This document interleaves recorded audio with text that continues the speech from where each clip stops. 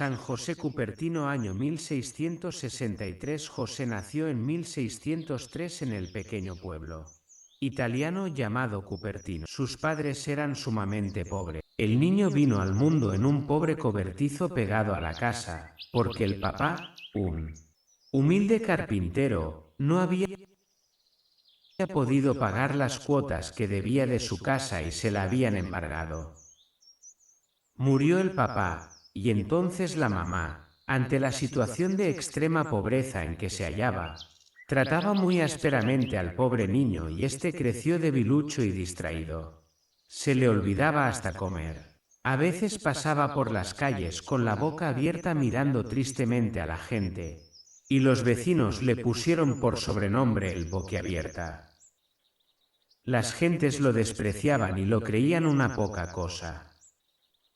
Pero lo que no sabían era que en sus deberes de piedad era extraordinariamente agradable a Dios, el cual le iba a responder luego de maneras maravillosas. A los 17 años pidió ser admitido de franciscano, pero no fue admitido. Pidió que lo recibieran en los capuchinos y fue aceptado como hermano lego, pero después de 8 meses fue expulsado porque era en extremo distraído. Dejaba caer los platos cuando los llevaba para el comedor. Se le olvidaban los oficios que le habían puesto. Parecía que estaba siempre pensando en otras cosas. Por inútil lo mandaron para afuera. Al verse desechado, José buscó refugio en casa de un familiar suyo que era rico, pero él declaró que este joven no era bueno para nada, y lo echó a la calle. Se vio entonces obligado a volver a la miseria y al desprecio de su casa. La mamá no sintió ni el menor placer al ver regresar a semejante inútil, y para deshacerse de él le rogó insistentemente a un pariente que era franciscano, para que lo recibieran al muchacho como mandadero en el convento de los padres franciscanos. Sucedió entonces que en José se obró un cambio que nadie había imaginado. Lo recibieron los padres como obrero y lo pusieron a trabajar en el establo y empezó a desempeñarse con notable destreza en todos los oficios que le encomendaban. Pronto, con su humildad y su amabilidad, con su espíritu de penitencia y su amor por la oración, se fue ganando la estimación y el aprecio de los religiosos, y en 1625, por votación unánime de todos los frailes de esa comunidad, fue admitido como religioso franciscano. Lo pusieron a estudiar para presentarse al sacerdocio, pero le sucedía que cuando iba a presentar exámenes se trababa todo y no era capaz de responder.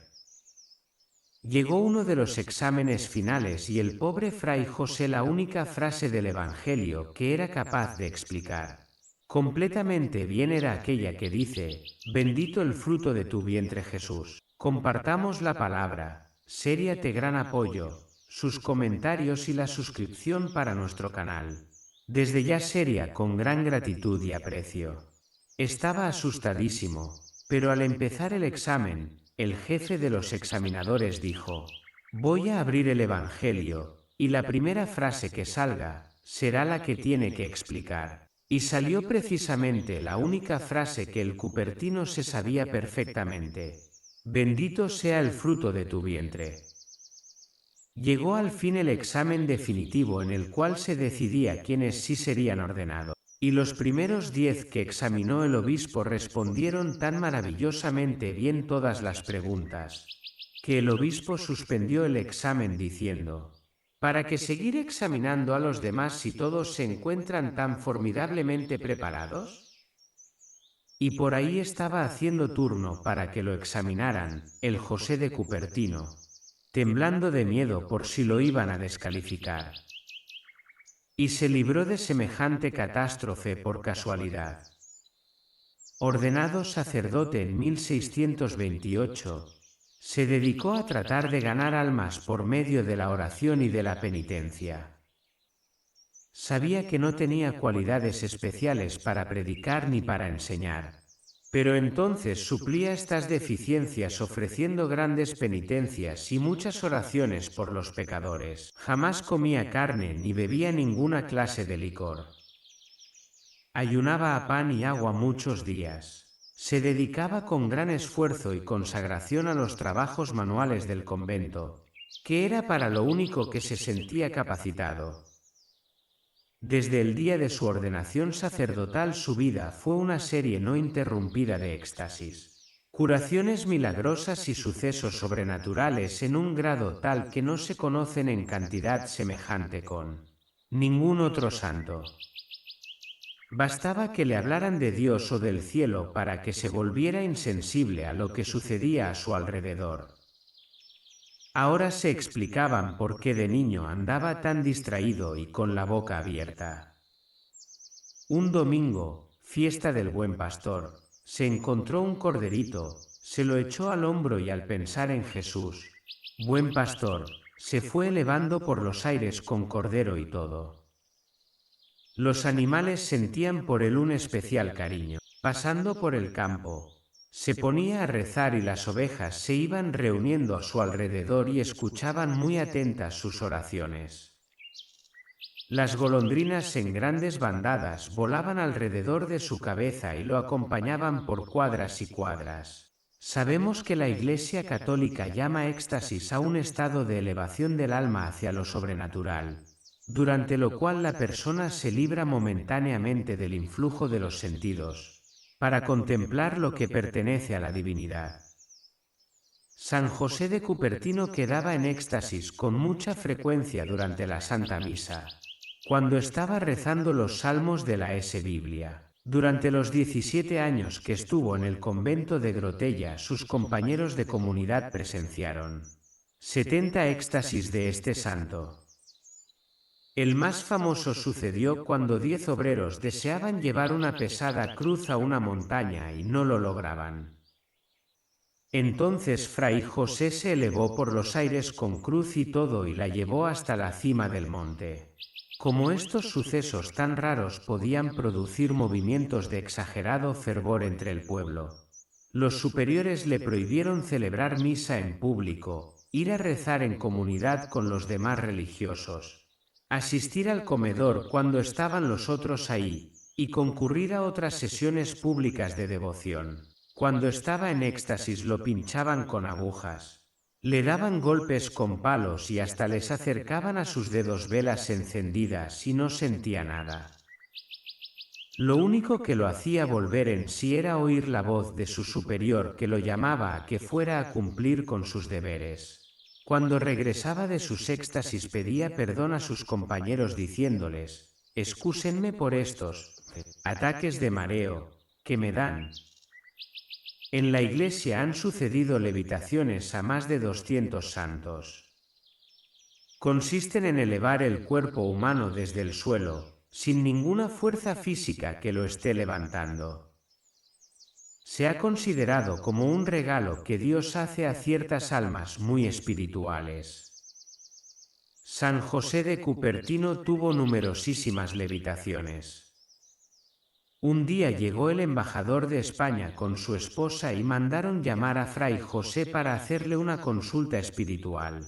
Este llegó corriendo.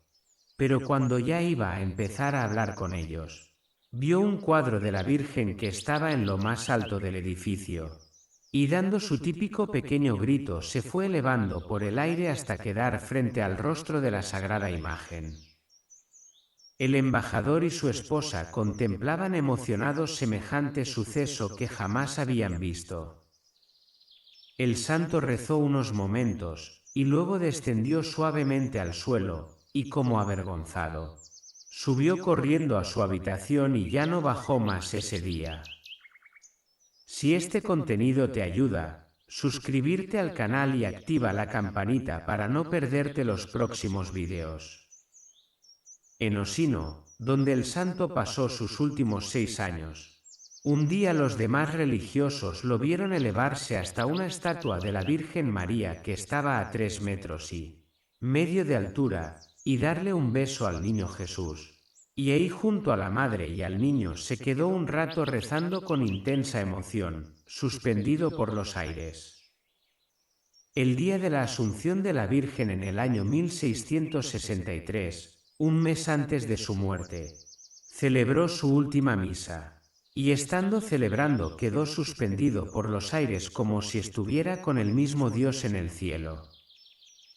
Muchos testigos presenciaron este suceso. Muchos enemigos empezaron a decir que todo eso eran meros inventos y lo acusaban de engañador. Fue enviado al superior general de los franciscanos en Roma y éste, al darse cuenta que era tan piadoso y tan humilde, reconoció que no estaba fingiendo nada.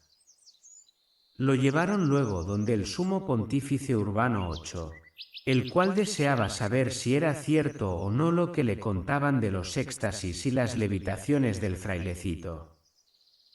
Y estando hablando con el Papa, quedó José en éxtasis y se fue elevando por el aire. El duque de Hannover, que era protestante, al ver a José en éxtasis se convirtió al catolicismo.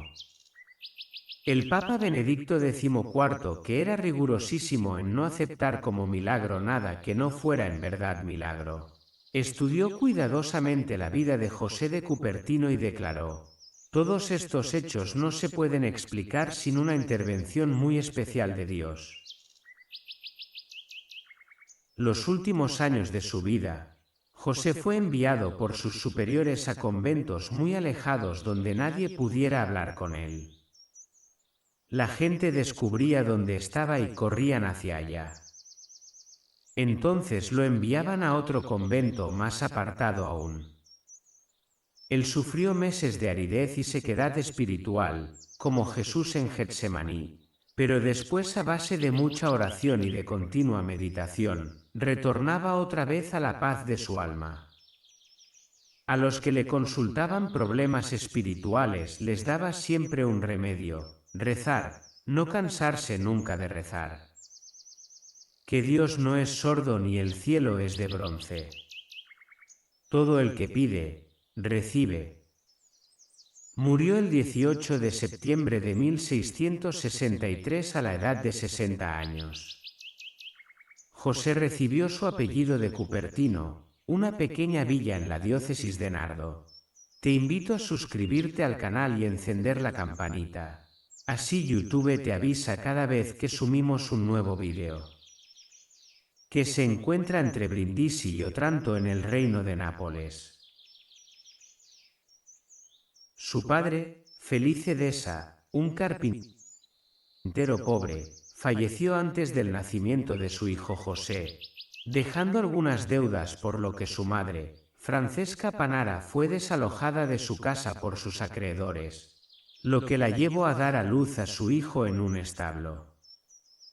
A sus 8 años, estando en la escuela, entró en un estado de éxtasis que se repetiría constantemente, por lo que los niños que lo veían con la boca abierta y la mirada fija le pusieron por sobrenombre Boca Abierta. Al mismo tiempo manifestaba un temperamento irascible al que su estricta madre le costaba sobreponerse. Él era aprendiz de zapatero, y a la edad de 17 años trató de que lo admitieran en el convento de los frailes menores, pero fue rechazado por motivos de su ignorancia. Luego aplicó a la orden de los capuchinos en Martino, cerca de Trento, donde fue aceptado como hermano laico en 1620, pero sus continuos estados de éxtasis no lo calificaban para el trabajo y fue dado de baja. Su madre y tíos abusaban de él diciéndole que era un bueno para nada, pero José no perdía la esperanza. Por sus continuas oraciones y lágrimas obtuvo permiso para trabajar como ayudante en el establo o hacer oblaciones en el convento franciscano de la Grosella, cerca de Cupertino. Ahí evidenciaba grandes virtudes como humildad, obediencia y amor a la penitencia, hasta el punto que fue admitido al orden clerical en el año 1625, y 3 años más tarde fue ordenado sacerdote. José era poco versado en el conocimiento humano, de hecho, sus biógrafos relatan que apenas era capaz de leer pobremente, pero lleno del conocimiento y de una luz sobrenatural no solo sobrepasó a los hombres ordinarios en el aprendizaje de la escuela, sino que también podía resolver las más intrincadas interrogantes.